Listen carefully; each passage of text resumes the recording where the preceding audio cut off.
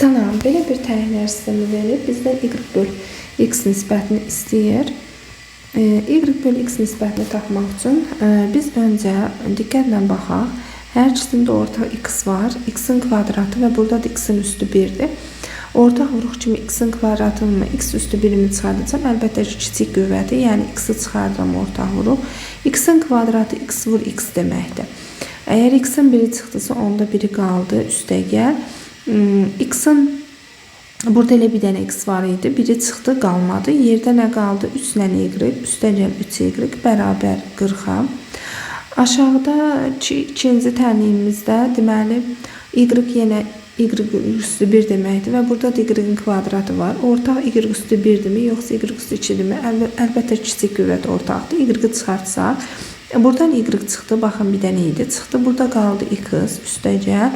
Burada 2 dənə y var, biri çıxdı, biri qaldı. Çünki y-in kvadratı y vur y-dir, biri çıxdı, biri qaldı. Bərabərdir 20-yə.